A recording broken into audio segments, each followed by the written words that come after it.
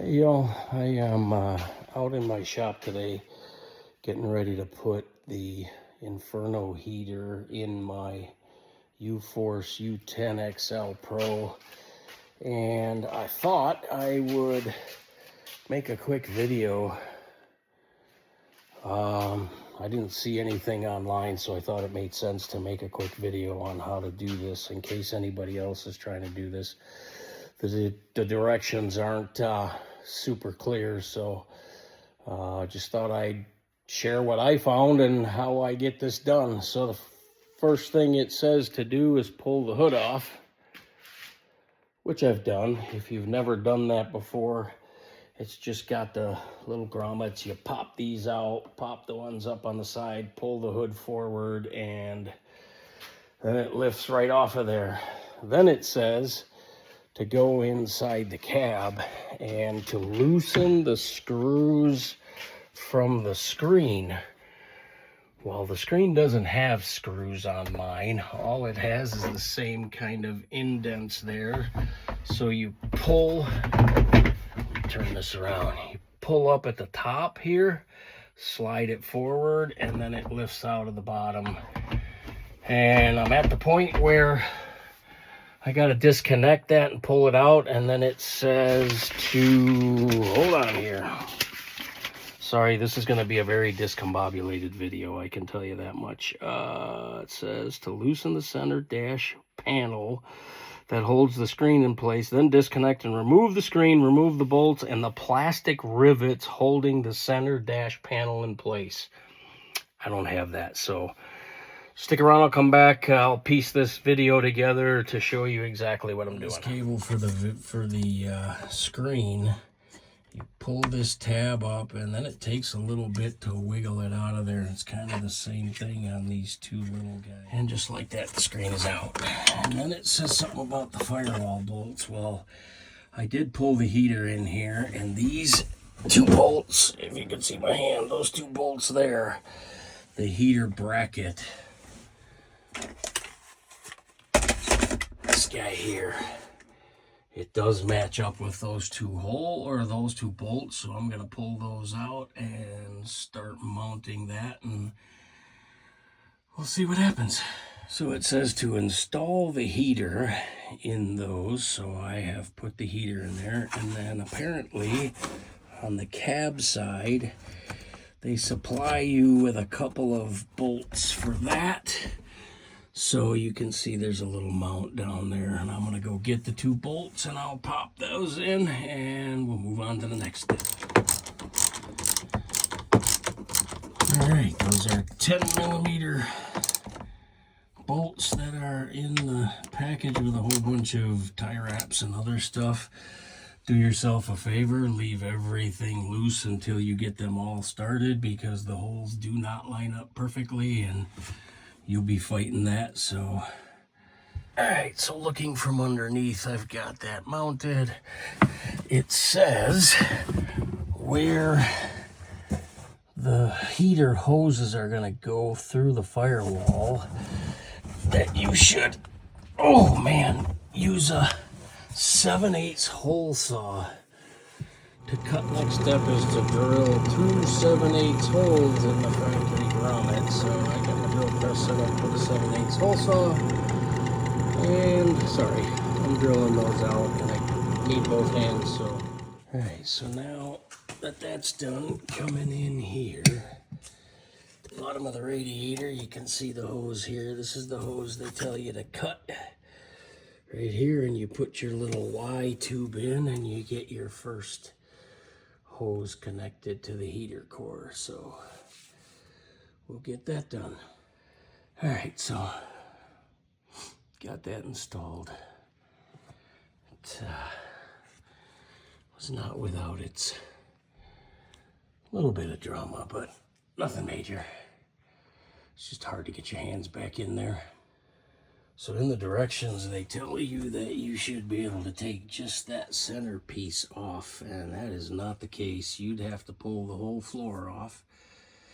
And in order to get the whole floor off, you gotta pull half the plastic side moldings and all that good stuff off of there. So I have just lifted it, propped it up with my inverter.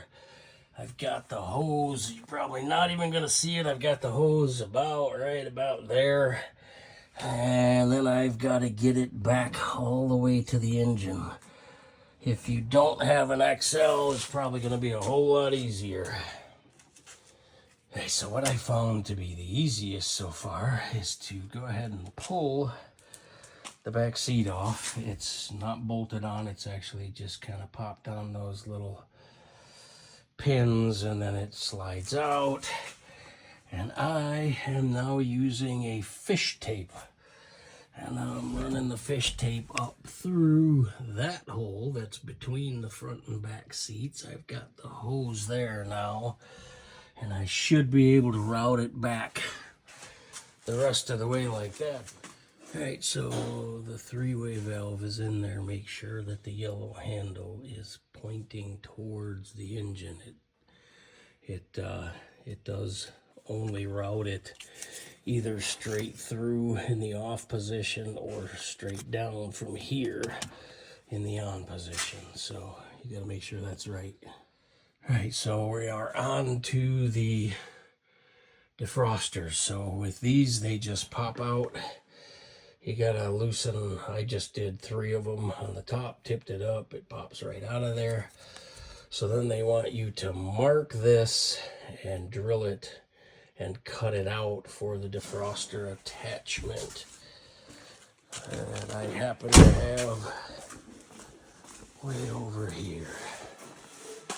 All right, so we're gonna drill 2 1/4-inch holes just for the screws to go through, and then I'm gonna drill 1/2-inch holes on either side of that to cut between them and get the opening. All right, so I got one of them done. The other one, you can see, drilled the holes, cut the slot for it. If you got 2 people, it might be beneficial, but I was able to get this one by myself. Just kind of reach, and I tilted the windshield out just a hair. All right, so don't do like I did and prematurely put the screen back in, because you got to get in top here and zip tie the ductwork onto the vents. So all of that is finally done here. I got the switch in place.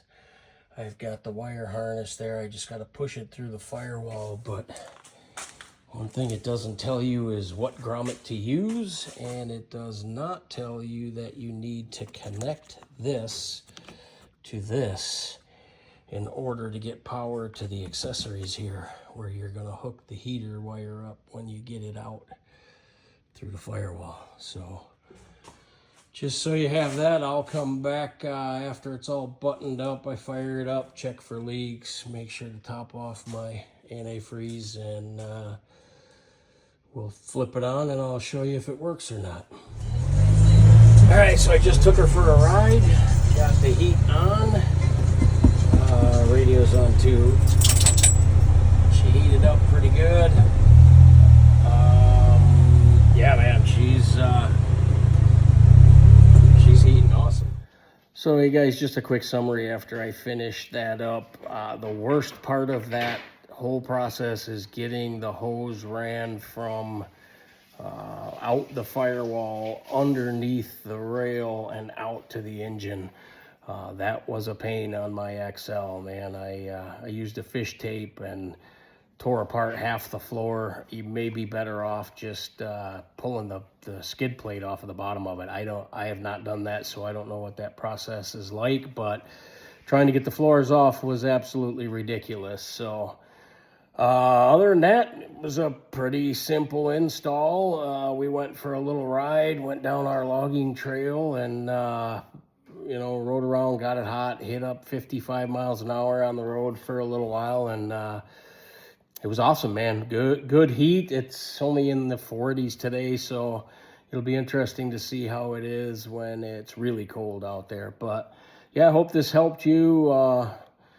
And yeah, that's all this video was for. I'm not looking for likes and subscribes. I'm just looking to help someone out who's trying to put this heating unit inside of their 2025 CFMoto U10 Pro XL.